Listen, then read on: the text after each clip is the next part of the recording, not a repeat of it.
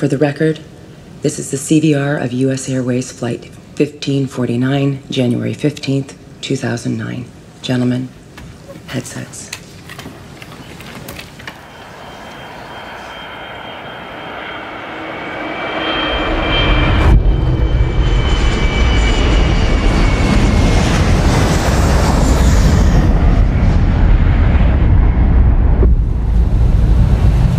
Birds.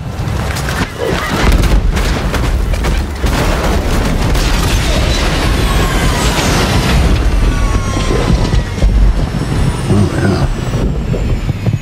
We got one rolling back. We got both of them rolling back. Alors, il faut rappeler que c'est une situation à l'origine totalement ordinaire, routinière. C'est un vol 1549 de l'US Airways, le 15 janvier à mon souvenir 2009, il est 15 heures à peu près. L'équipage dans le cockpit reçoit l'autorisation de roulage et va se poster au lieu de décollage. Et pendant ce temps-là, l'équipage dans la cabine donne aux passagers les instructions classiques de sécurité qu'on connaît tous. Le décollage est autorisé, l'avion décolle 100 secondes après le décollage. L'avion percute un banc d'oiseaux, des oies sauvages du Canada à mon souvenir, et en un nombre tel que les deux moteurs, c'est un Airbus A320, il a deux moteurs, absorbent un nombre considérable d'oiseaux, et du coup ne fonctionnent plus, les oiseaux évidemment sont tués, et plus de moteur alors qu'on est à basse vitesse, basse altitude, plein poids. Donc là, il y a une incertitude radicale qui surgit. Il peut arriver de perdre un moteur ou une partie de la poussée lors d'un décollage, la question des oiseaux étant un problème rémanent dans les aéroports.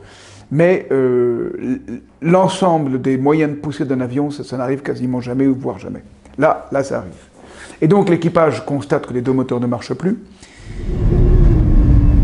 Ignition start.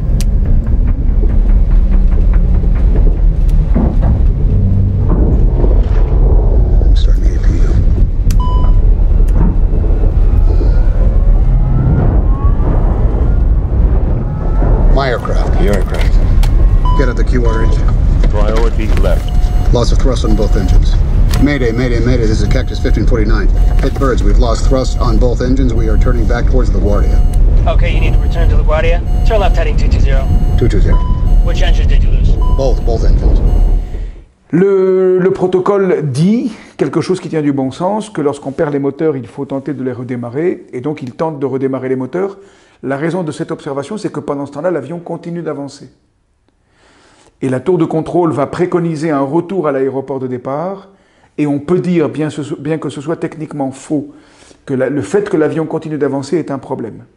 C'est techniquement faux parce que si l'avion est trop près de l'aéroport, il ne peut pas non plus retourner vers l'aéroport. Donc il faut une certaine distance, le temps de faire la courbe qui permet à l'avion de revenir, sinon il peut, ce qu'on appelle converger, et qu'un avion converge, c'est qu'en virant, il vire trop fort et n'est plus de portance. Donc en gros, on pourrait dire que le fait de tenter de redémarrer les moteurs est un problème, ça n'est pas nécessairement le cas. Toujours est-il que l'équipage tente de redémarrer les moteurs et observe que ça ne marche pas. Deuxième incertitude donc, les moteurs ne redémarrent pas. Le commandant de bord, à ce moment-là, demande à son copilote, regarde les protocoles. Ceci signale que dans les cockpits, il y a des protocoles qui, en principe, anticipent toutes les situations possibles d'un vol. Le copilote répond, très professionnel, « J'ai déjà regardé, donc très rapidement, il n'y a rien. » Et en effet, les protocoles étaient existants pour des cas de perte des deux moteurs, en vol de croisière, donc déjà à grande vitesse, ou en descente, mais pas en montée.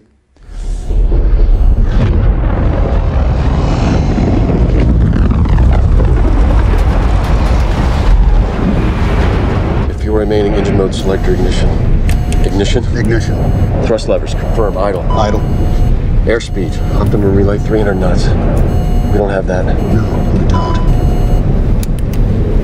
Cactus 1549, if we can get it for you, do you want to try to land runway 13? We are unable. We may end up in the Hudson. Donc ça c'est la deuxième incertitude. Donc, troisième. Première incertitude, arrêt des moteurs. Tentative en recourant au protocole de redémarrer les moteurs. Deuxième incertitude, ça ne marche pas. Tentative protocolaire de regarder ce qu'il existe comme protocole, il n'y a pas de protocole. Donc troisième incertitude. Donc ils n'ont décidément plus de point d'appui. Ni les moteurs, ni leur redémarrage, ni de protocole recommandant une opération quelconque. Là, le commandant de bord signale à la tour de contrôle quelque chose d'absolument inimaginable, parce que la traduction de ce que je vais vous rappeler, c'est on va se cracher. Je rappelle que le commandant de bord dit à la tour de contrôle « Nous finirons sur l'Hudson », en anglais « We will end up on the Hudson ». Et la tour de contrôle interprète « C'est fini ». Et pourquoi? Parce que il est réputé impossible de faire amérir un avion qui n'est pas fait pour ça, qui n'est pas un hydravion, sur de l'eau sans que l'avion se disloque. Donc en gros, quand le commandant de bord signale « Nous allons finir sur l'Hudson », la traduction spontanée dans la compréhension, dans l'interprétation de la tour de contrôle, c'est « on laisse tomber, il n'y a pas d'issue ». La tour de contrôle s'oppose très directement à cette option en disant « revenez à l'aéroport de départ ». Elle va le demander 3 fois au commandant de bord qui va répondre 3 fois « unable », incapable. Comprenant que le commandant de bord persiste, elle va donner une autre option, aller à tel aéroport de secours. Il est important d'observer que dans les plans de vol, au décollage, les avions ont toujours, les équipages disposent toujours de 3, 4, 5, autant que possible, aéroports de secours possibles en cas de problème. Et donc ils savent très bien quels aéroports il y a où. Et donc là, la tour de contrôle recommande l'accès à l'aéroport de secours le plus proche. Rebelote, si je puis dire, le commandant de bord va redire « unable ». Too low, terrain. Too low, terrain. Too low, terrain. Too low, terrain.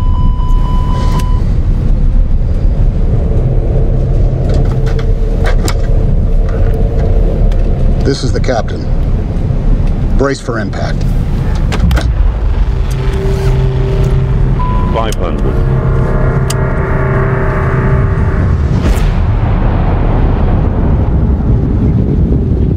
Cactus 1549, turn right 280. You can land runway 1 Teterboro. We can't make it. Okay, which runway would you like at Teterboro? Go ahead, try number 1. Number 1. No relay. We're going to end up in the Hudson. Too low, terrain. I'm sorry, say again, Cactus? Too low, terrain. Too low, terrain.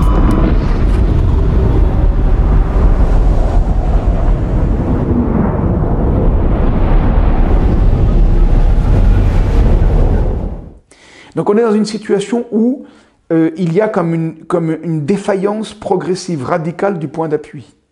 Il n'y a plus de point d'appui.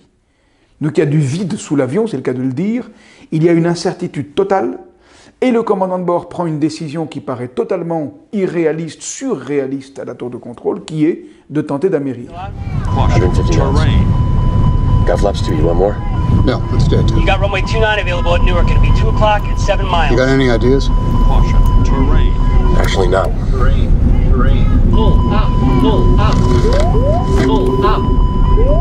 Pull up. Pull up. Pull up. Pull up. We're going to brace. Pull up. 30. Pull up. 20. Pull up. Ce qui est tout à fait intéressant, c'est que le commandant de bord va demander au copilote « Est-ce que tu vois une autre solution ?» On peut observer le caractère totalement, là aussi, surréaliste de la question, parce que, imaginons que le copilote ait répondu « Oui, je vois une autre solution », qui aurait pu être, par exemple, « Tentons d'atterrir sur une autoroute », ce qu'on avait déjà évoqué.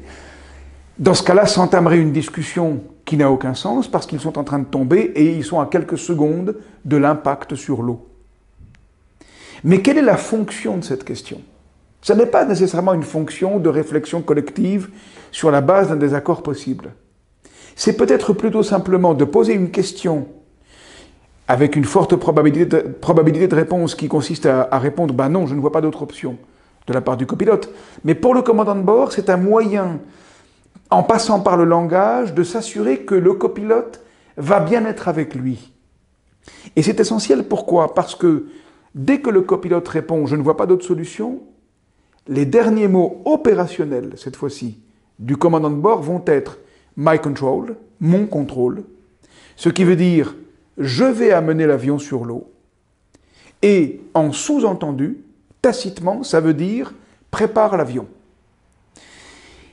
Et ça signale que on ne peut pas concevoir un amérissage réussi et le sauvetage de toutes les personnes à bord de l'avion, dont l'équipage, sans une préparation de l'avion, plus un avion qui est amené correctement sur l'eau, et donc il faut au moins 2 personnes. Autrement dit, la réussite remarquable de cet amérissage et le salut de tous les passagers dépend non pas d'un seul héros que serait le commandant de bord, ça dépend d'un héros capable d'enrôler son collègue dans une décision qui revient à peu près à dire « Tu veux te cracher avec moi ?» On y va. Pourquoi je formule comme ça avec ce mot de crash qui est extrêmement désagréable et trivial? Parce qu'on est dans une situation où on retrouve les éléments que vous avez tout à l'heure rappelés. Premièrement, le moment de sidération. Le commandant de bord, au début, pense « ça ne peut pas m'arriver ce qui est en train de se passer ». C'est comme une espèce de refus d'admettre la réalité, dénégation. Puis, deuxième étape, il dit « ça n'est pas en train de m'arriver ». Donc il est déjà en train d'accepter que ça lui arrive. Et troisième étape, il dit « quand j'ai compris que ce vol ne finirait pas comme un vol normal sur une piste d'aéroport avec un appareil intact, je me suis dit, c'est pas un problème, tant que je peux trouver une solution. » Qu'est-ce qu'il voulait dire ? Il commet un geste remarquable intellectuellement. Il sépare la santé de l'avion, dont il se fiche complètement et qu'il va compromettre définitivement en le mettant à l'eau, de la santé et du sauvetage des passagers. Il différencie le sort de l'avion de celui des passagers. Dans une catastrophe aérienne, en général, il n'y a pas cette différenciation. Donc le génie de ce pilote à ce moment-là, c'est de séparer des choses réputées inséparables. Dans sa représentation. Et pourquoi il le fait? Je rappelle ce qu'on avait évoqué. Il est pilote d'hydravion et il se représente ce que peut être d'arriver sur l'eau avec un avion qui n'est pas un hydravion. Et donc il projette sur une situation inédite une compétence préalable dont il dispose par ailleurs. Ça s'appelle en théorie des organisations de l'improvisation, au meilleur sens du terme. Il sépare une séquence opérationnelle, quasiment routinière pour lui, dans un contexte normal, avec des guillemets, et il la place dans un contexte totalement inédit. Mettre du connu dans l'inconnu, c'est de l'improvisation au meilleur sens du terme. Cette improvisation, elle résulte de la scansion qu'on a évoquée entre l'évaluation du connu, un vol normal, le surgissement de l'inconnu, les moteurs qui ne marchent plus. Le retour au connu, on tente de redémarrer les moteurs. Persistance de l'inconnu, ah, il ne redémarre pas, incertitude. Retour au connu, y a-t-il des protocoles? Ah, j'ai déjà regardé, il n'y a rien. Encore de l'incertitude et de l'inconnu. Il faut bien faire quelque chose. We will end up on the Hudson. Retournez au connu, dit tacitement la tour de contrôle. Venez à l'aéroport de départ, incapable. Allez à l'aéroport de secours, connu, incapable. Tu vois une autre solution? Négocions la compréhension collective de la situation. Non. Alors on y va. My control, j'emmène l'avion, prépare-le. Cette scansion entre le connu et l'inconnu, sur la base de la lucidité initiale du commandant de bord, amène une équipe dûment sollicitée à mobiliser tous les moyens possibles pour réussir. Mais ils se fichent de réussir. Ce que je veux dire, c'est qu'ils ne mettent pas en avant la réussite comme condition de leur action. Ils mettent le rassemblement de tous les moyens possibles comme condition d'une réussite possible, mais très peu probable. Et donc, ils deviennent comme indifférents au résultat, ce que vous évoquiez en rappelant les différents points, en s'accrochant aux moyens. Ils se donnent une obligation de moyens et pas de résultats. Et ceci, sans aucun doute, contribue à l'abaissement du stress, au maintien de la sérénité de l'équipe, dans l'effort de réussir, en oubliant de réussir ou pas. Et un des signes de cet oubli de réussir ou pas au profit des moyens, c'est que le commandant de bord va dire comme dernier mot avant l'impact à tout l'équipage et aux passagers, préparez-vous à quelque chose de violent. Traduction, pour les croyants, faites vos prières. Parce qu'en gros, la probabilité qu'on réussisse, elle est quasiment nulle. Mais on fait tout pour réussir. Ça, c'est magistral. Donc les 4 leçons à tirer, c'est de cultiver la lucidité et le courage, de repérer qu'il y a de l'incertitude qui s'impose. Et on peut s'entraîner au jour le jour à accueillir l'inconnu, au sens de l'incertitude. Deuxièmement, de jouer entre des compétences connues et des contextes inconnus. Improvisation. Troisièmement, de le faire avec les autres. Tu vois une autre solution? Et on peut observer que si la question n'avait pas été posée, il n'est pas du tout impossible que les comportements des pilotes n'auraient pas été assez ajustés, et convergents pour qu'ils réussissent. Donc cette question, aussi étrange et paradoxale qu'elle puisse paraître, elle est capitale. Elle crée le lien d'une coopération efficace. Et puis dernier point donc, s'intéresser non pas au résultat, mais à l'essai.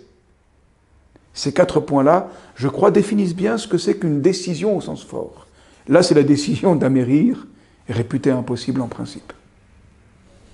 Alors, nous savons en effet maintenant que si il y avait eu simple obéissance, il y aurait eu le crash, et un crash sur Manhattan. C'est-à-dire le temps de la courbe, et vu l'altitude où était l'avion au moment où il perd les moteurs, il n'arrivait pas à l'aéroport. Donc ça, les simulations l'ont montré très clairement et de manière définitive, de la même façon qu'il ne pouvait pas atteindre l'aéroport de secours préconisé par la tour de contrôle. Et donc il faut une forme de distance, de prise de recul et de confiance dans l'intuition pour avoir l'intelligence et le courage de répliquer lorsque la tour de contrôle propose une solution réputée acceptable et faisable selon les canons classiques de la connaissance en aéronautique, de répondre « unable ». Revenez à l'aéroport de départ, incapable, unable. Pourquoi y a-t-il une forme d'intelligence ou en quoi? Il y a une forme de recul, de prise de recul et de doute possible de tout. La tour de contrôle est évidemment composée de gens compétents, qui savent très bien faire leur travail.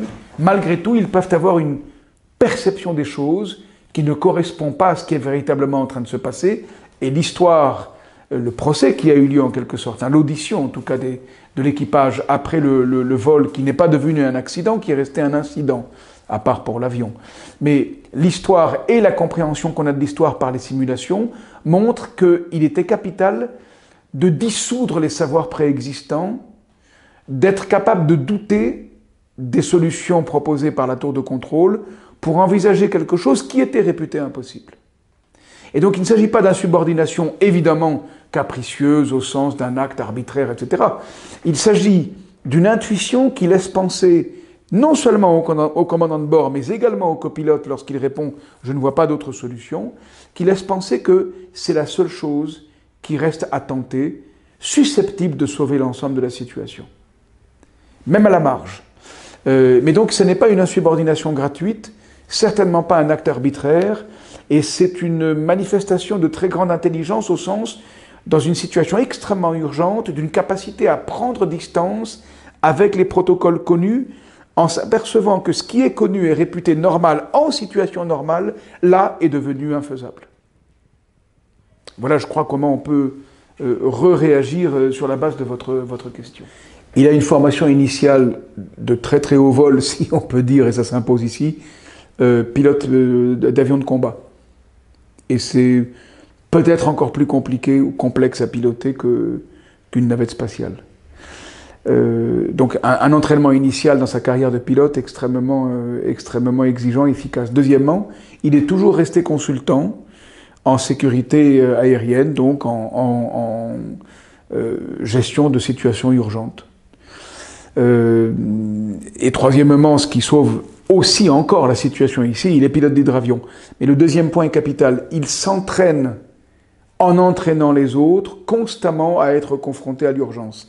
Mais ce qui est très intéressant, c'est qu'il souligne lui-même, dans une interview tout à fait convaincante de clarté pour camper le décor, qui peut être un excellent appui d'illustration à ce que nous tentons d'échanger maintenant, il dit, mais j'ai pensé à un moment, après à peu près 40 000 heures de vol, après tant d'années de vol normaux, il ne pouvait pas m'arriver cette difficulté. Donc en gros, la sidération, elle n'est pas empêchée par l'exercice permanent de travail en situation d'urgence, en simulation pour des collègues lors d'entraînement. La sidération existe bien. Et là, il n'est plus en simulateur, quand brusquement il n'a plus de moteur dans un vrai avion avec de vrais passagers, un vrai équipage.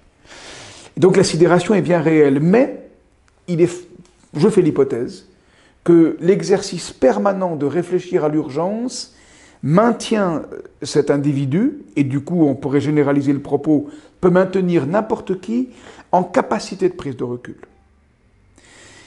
Autrement dit, s'exercer à expliciter sans cesse ce que peut devenir quelque chose, ce que peut être quelque chose d'inhabituel, est un exercice extrêmement efficace pour rencontrer de l'inhabituel véritablement dans la vraie vie.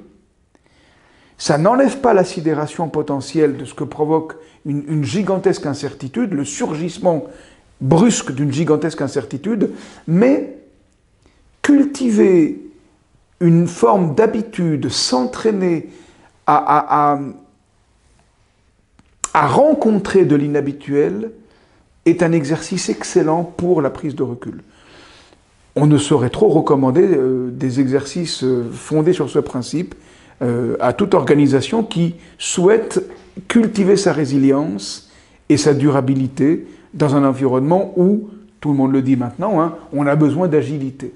Ben, qu'est-ce que l'agilité si ce n'est cette capacité de jouer entre le connu et l'inconnu, d'improviser. En tout cas, c'est je pense, une manière d'aborder l'agilité extrêmement fertile. Je pense que le premier moment de la sidération, c'est « mais ça ne peut pas m'arriver ». C'est une espèce d'indignation ontologique. Il n'est pas possible que le monde m'impose ça. Deuxième étape, je l'ai rappelé, et c'est très intéressant, ça n'est pas en train de m'arriver. La dénégation continue, mais elle est déjà entamée. La première dénégation, elle est de principe. Par principe, ce problème aussi radical ne peut pas m'arriver. Indignation, sidération, même moment. Puis, la sidération commence à se dissoudre au profit de l'acceptation de la situation. Ça n'est pas en train de m'arriver, c'est encore une dénégation, mais c'est déjà le début de l'acceptation que c'est en train d'arriver. Et troisième étape, l'acceptation de l'impossible par la séparation, comme je l'ai rappelé tout à l'heure, du sort de l'avion et du sort des passagers. La phrase est à peu près ceci: quand j'ai compris que ce vol ne finirait pas comme un vol ordinaire, avec un avion intact sur une piste d'atterrissage, mais que je pouvais faire quelque chose, et là, il dit en anglais « I was okay with that ». J'étais d'accord avec ça. Et donc, autant que possible, je peux trouver une solution qui sépare le sort de l'avion de celui des passagers. À mon sens, il pensait déjà à l'amérissage possible. L'avion peut très bien être abîmé. En passant, on n'a sauvé aucune pièce. Il est inutilisable. Mais on a sauvé tous les passagers. Donc l'avion peut être abîmé par l'amérissage, mais tous les passagers sauvés. Voilà sans doute ce qui se tisse déjà dans l'appréhension de la situation par ce commandant de bord à ce moment-là. Après, l'enjeu va devenir d'enrôler son copilote et en explicitant à la tour de contrôle que les solutions alternatives lui sont à ses yeux impossibles. Alors, ne se parle pas, ou pire en effet, la deuxième option, c'est que le copilote... alors malheureusement, ce n'est pas un problème tout à fait dépassé. Il y a quelques publications récentes qui montrent que le silence est encore bien trop important dans les cockpits. Mais l'argument consiste à dire que si on est vigilant seul, dans une situation d'urgence, on est beaucoup moins capable d'identifier les options possibles que si on se représente qu'on est dans un collectif. Et donc, l'observation, c'est s'il y a une hiérarchie trop forte et qu'un commandant de bord prend ses décisions seul, sans recourir à l'avis du copilote, et que le copilote se tait, il y a de forts risques que la bonne solution ne soit pas identifiée, et donc mise à l'œuvre. Là, ce qui est en train de se passer dans ce vol, c'est qu'il y a au moins une question qui enrôle le copilote. C'est ça la fonction de cette question, à mon sens. Est-ce que tu vois une autre solution? Ça n'est pas tant pour demander s'il y a vraiment une autre solution. C'est pour être bien sûr, ça veut dire un peu, tu es vraiment avec moi? Et c'est capital, parce qu'après, ils ont très peu de temps pour à la fois amener l'avion et le préparer. Donc ils ont besoin d'être deux. Donc, en gros, s'il y a seulement du silence de la part des copilotes, c'est très dangereux.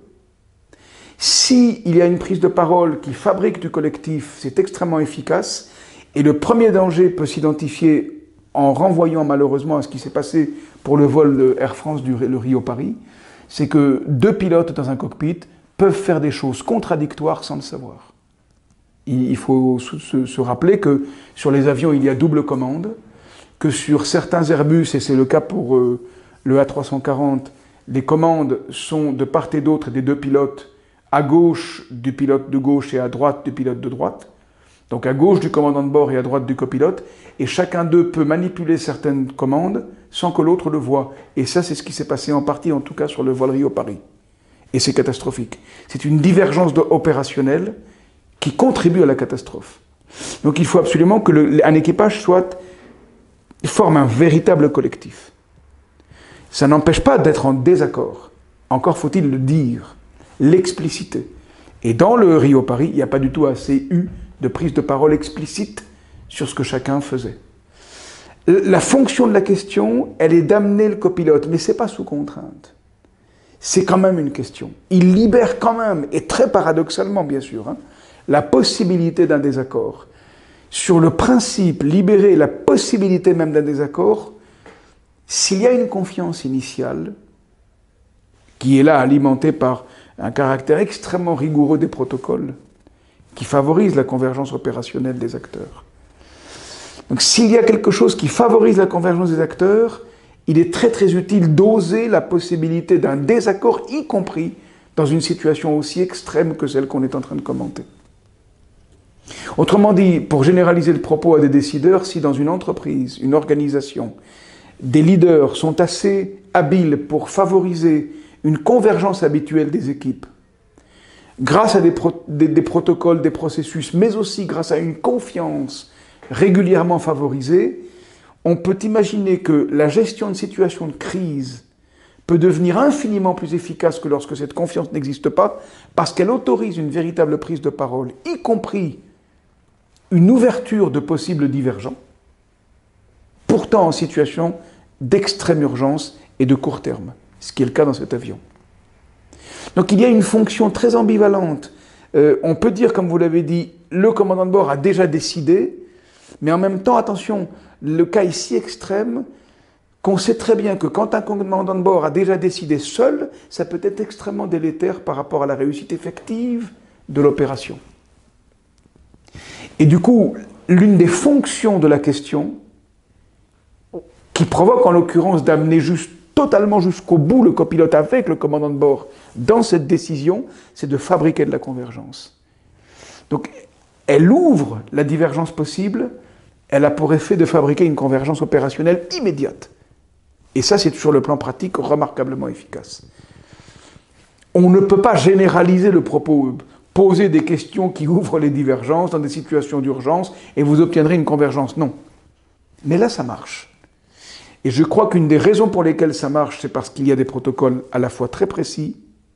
Quand le commandant de bord dit « My control », le copilote comprend immédiatement que ça veut dire « je prépare l'avion », et lui, il l'emmène. Donc, convergence favorisée par les protocoles et convergence favorisée par quelque chose qui peut se travailler sur le long terme, qui est une confiance entre des collaborateurs. Et comment fabrique-t-on la confiance ? En habituant les gens à prendre la parole, à oser parler dans une organisation. Ce qui est une autre affaire qui mériterait une longue discussion.